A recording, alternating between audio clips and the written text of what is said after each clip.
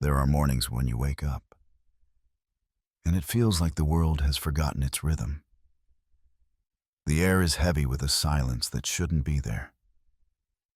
Your phone lights up another message, another change, another thing falling apart.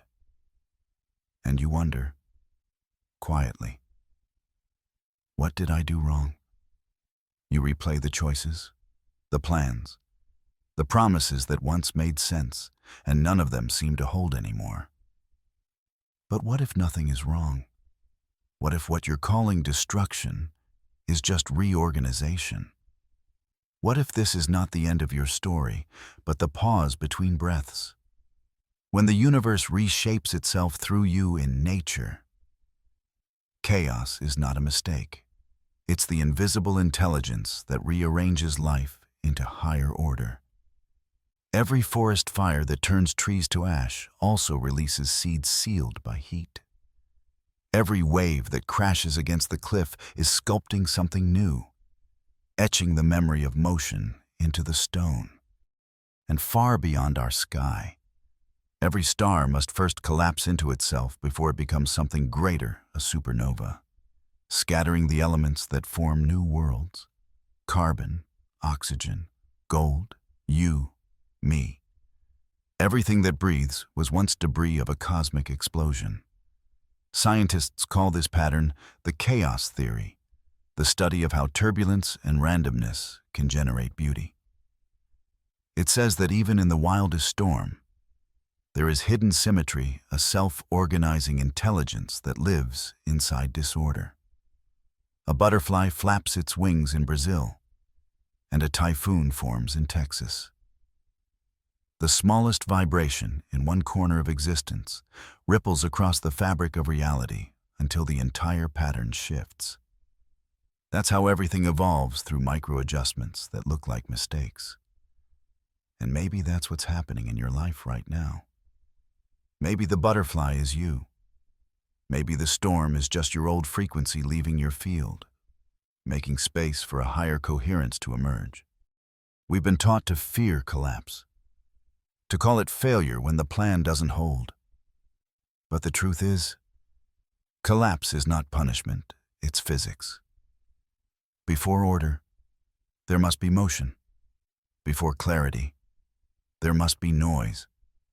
Every system, from the weather to your nervous system, must pass through chaos to find a new equilibrium.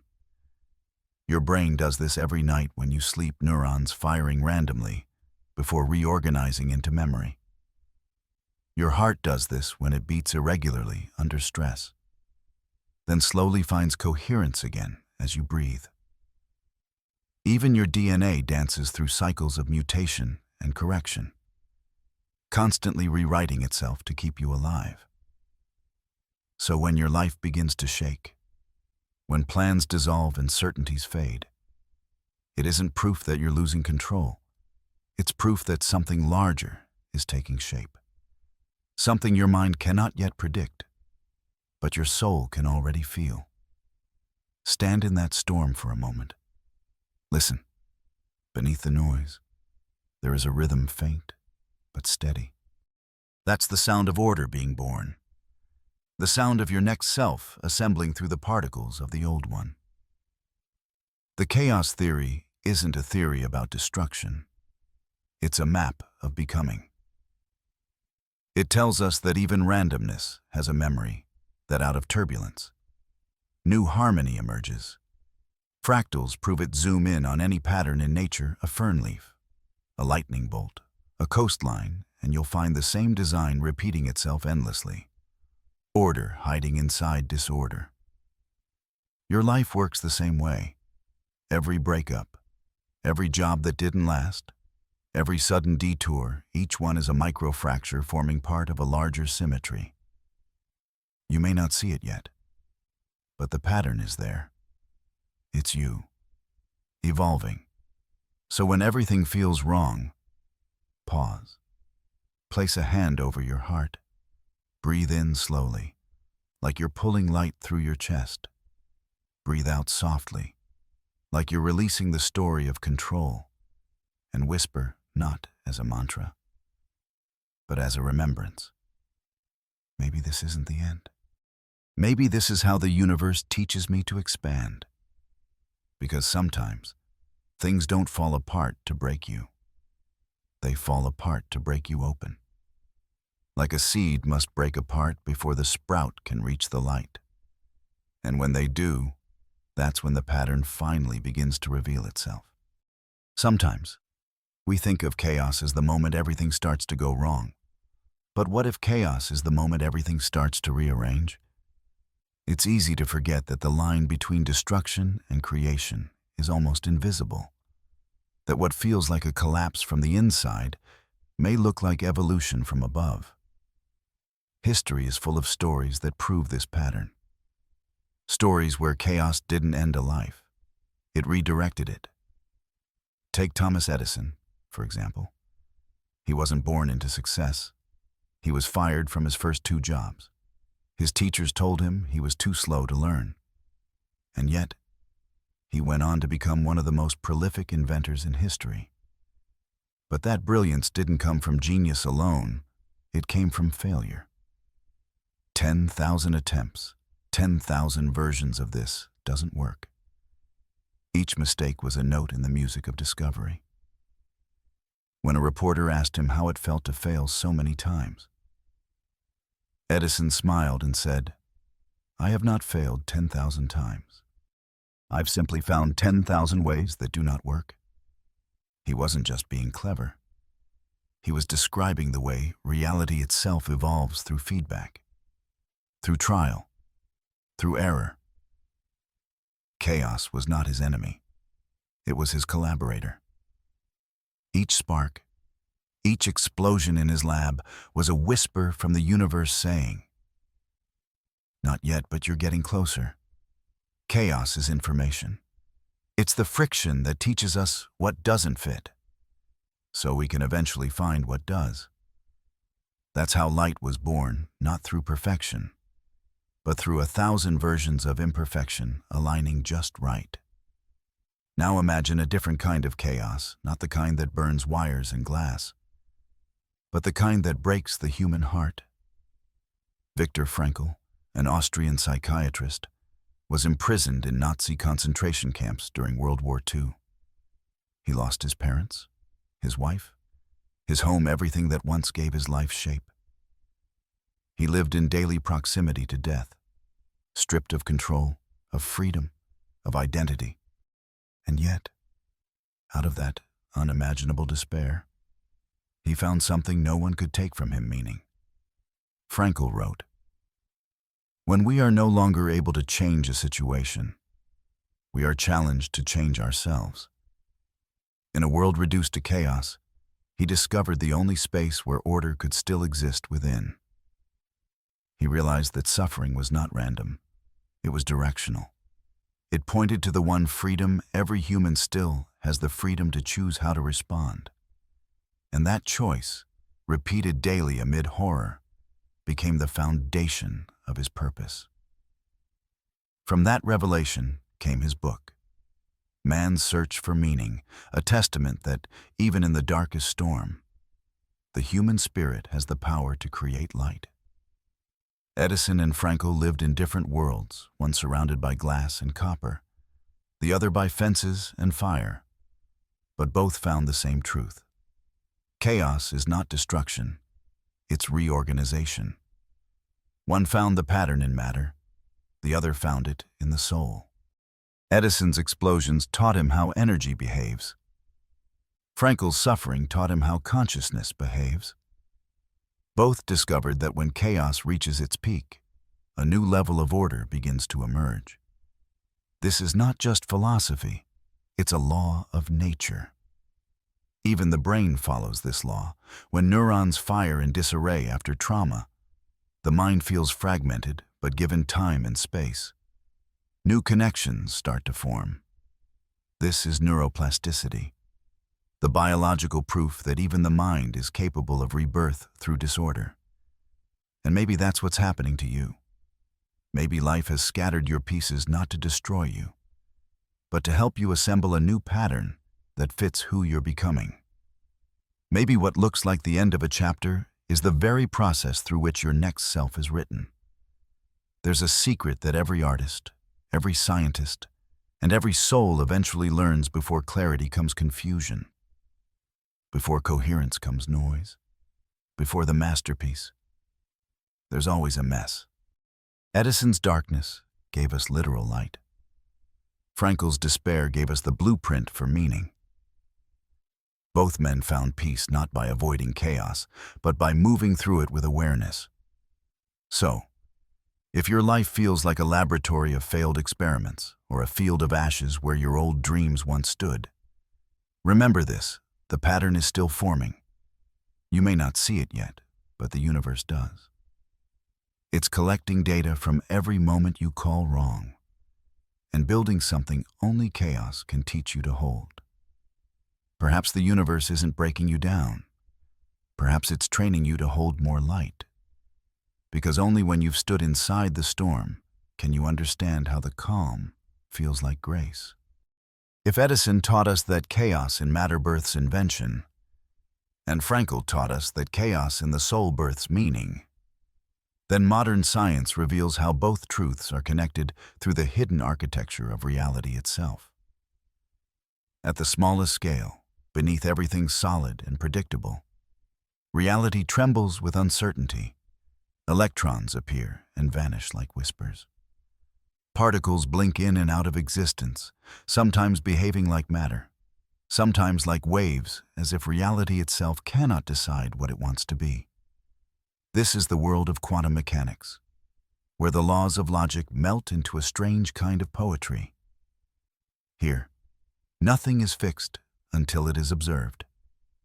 Before we look, before we measure, a particle exists in a state called superposition, a shimmering field of infinite possibilities.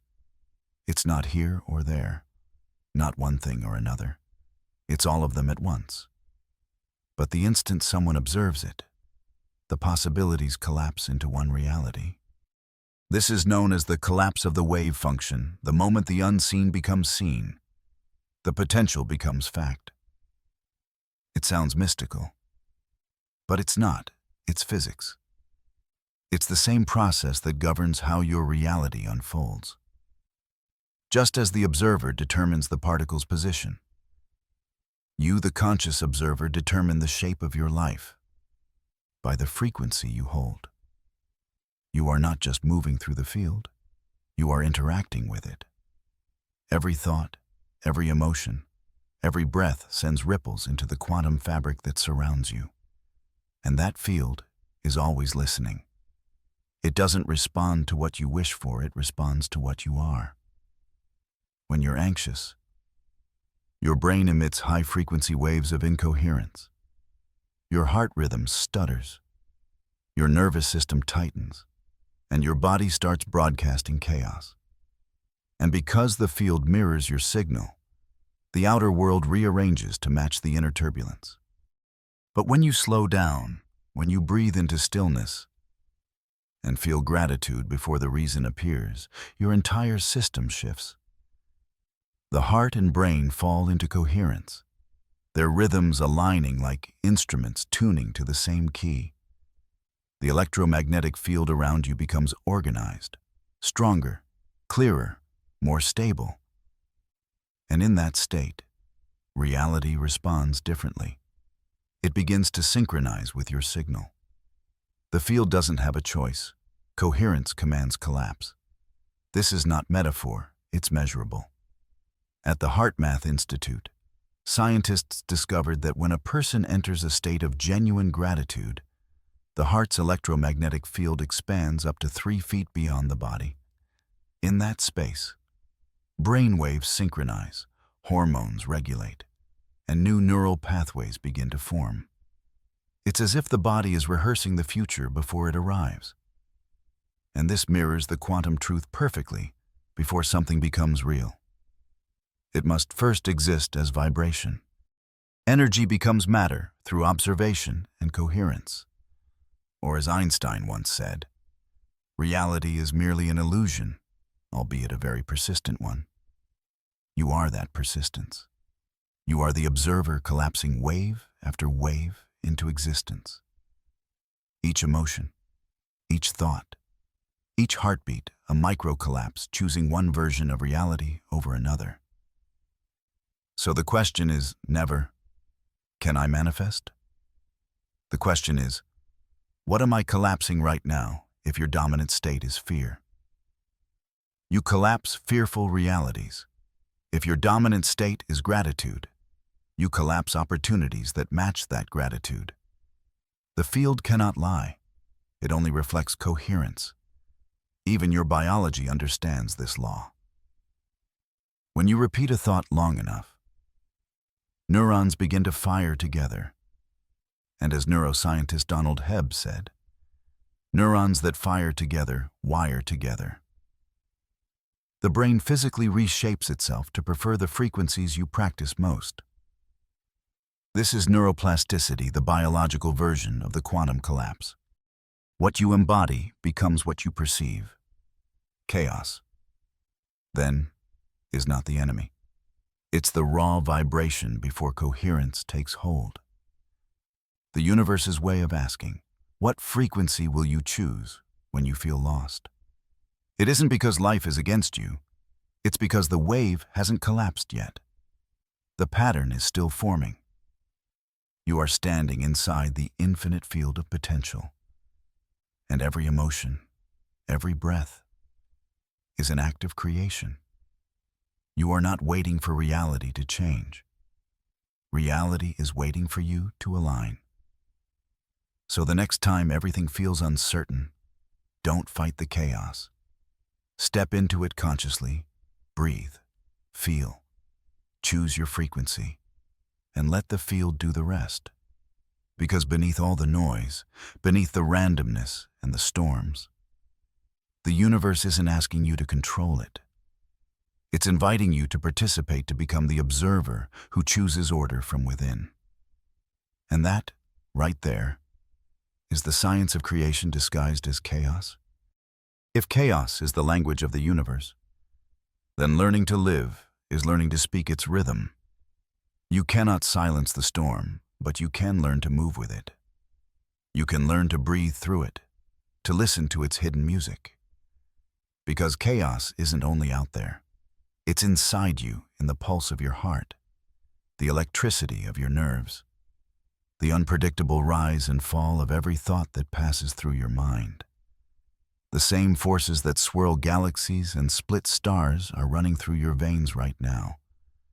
Your body is the cosmos in miniature, a self-organizing field of 100 trillion cells, each one vibrating, communicating, balancing destruction and creation every single second. Every breath you take collapses and recreates chemical order. Every heartbeat sends waves of coherence through a sea of motion. And yet, we forget that this body, this temple of intelligent chaos, already knows how to find balance. When life feels turbulent, we often try to think our way back to calm. We repeat affirmations. We analyze. We fight the noise with more noise. But the truth is, coherence doesn't begin in the mind.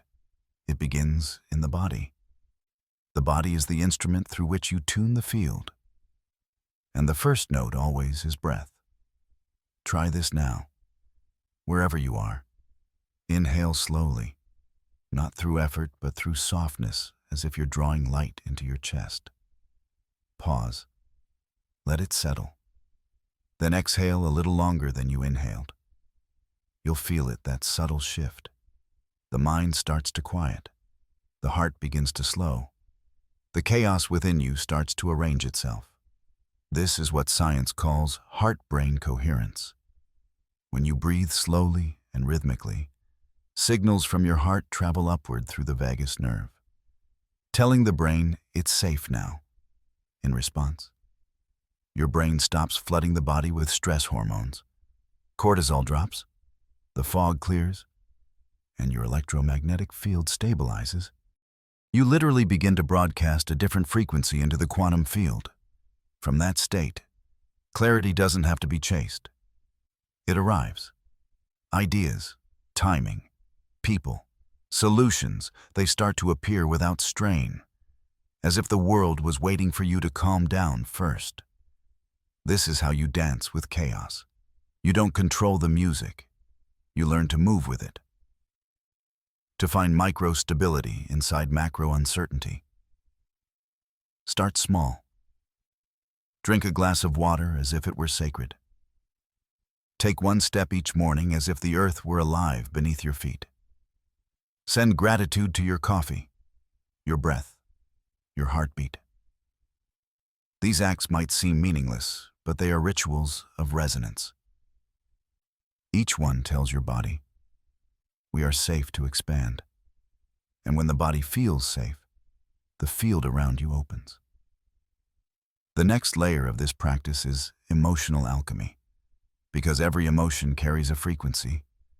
Fear contracts, anger burns, grief dissolves. But love expands and reorganizes. When a wave of pain comes, don't resist it. Sit with it. Breathe into it. Imagine it as a storm cloud passing through the sky of your awareness. You are not the cloud. You are the sky that allows it. Let it thunder.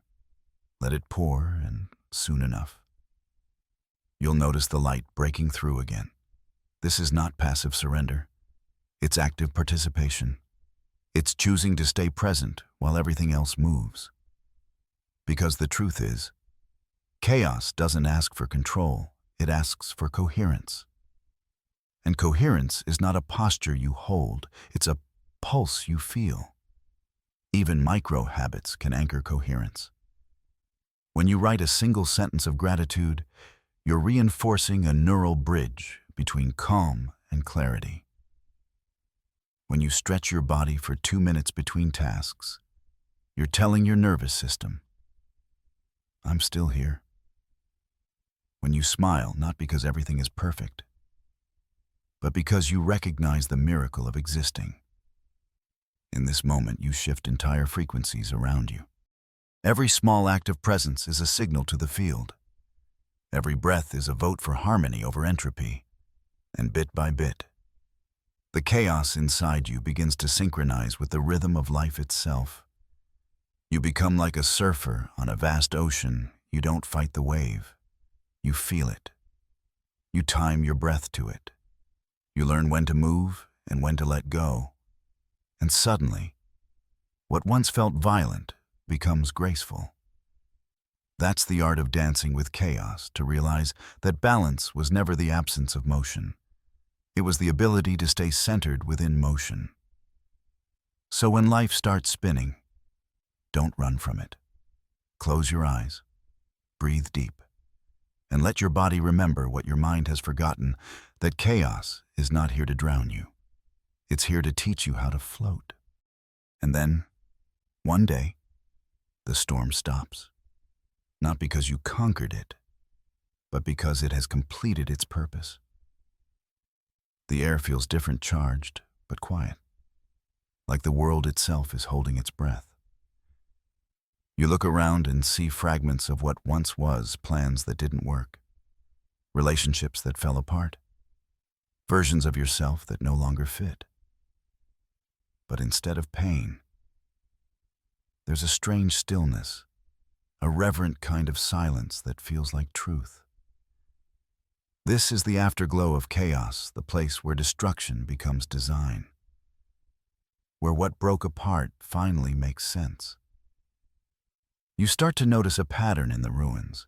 Every ending that once felt like failure was a step toward balance. Every loss carried an invisible seed of renewal. Every collapse was a sacred invitation to reorganize. It's here in the calm after collapse that the deepest understanding arrives. Chaos was never against you. It was working for you, stripping away everything that could not stand in the new vibration. It was refining your system the way heat refines metal, burning off impurities, softening what was rigid, and reshaping you into something unbreakable. If you could zoom out far enough, you'd see that life has always followed this rhythm. Stars explode so galaxies can form. Forests burn so ecosystems can reset. Your cells die and renew by the millions every minute. Even your breath is a cycle of chaos and order. Inhale, expansion. Exhale, release. Nothing in the universe holds still.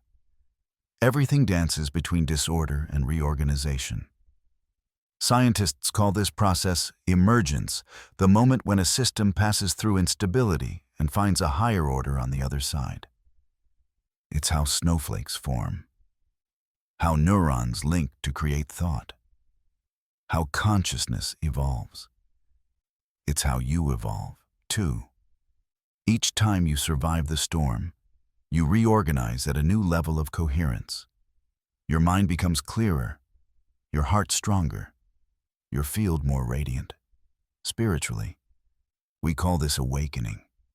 Not the kind that glows with perfection, but the kind that hums quietly with understanding. Awakening is not about transcending life. It's about realizing that even the mess was holy. Even the moments that broke you were coated with light. You start to see it in hindsight, the uncanny timing, the strange coincidences, the way people left just as new ones arrived, the way a door closed only to reveal another, the way pain carved space for peace to enter. And you realize the universe never abandoned you. It was rearranging you. You were never falling apart. You were falling into alignment. And now, as you stand in the calm, you can finally breathe. You inhale and feel the air move through you like something ancient and alive. You exhale and realize you've been holding your breath for years. It feels like forgiveness, not for others, but for yourself. For all the times you thought you failed. For all the moments you wished you were further along. Because now you understand progress doesn't always look like movement. Sometimes it looks like stillness, like listening, like surrendering the illusion of control. The quieter you become, the more you can feel the intelligence behind it, all the same intelligence that spins planets and beats your heart without asking for effort.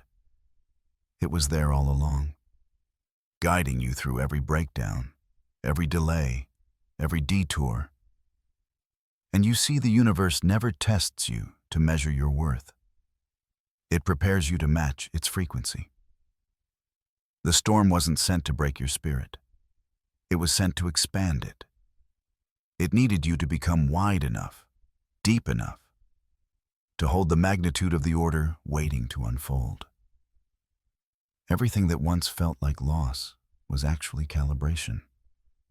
Every time you thought, this is the end, it was really the field whispering, begin again.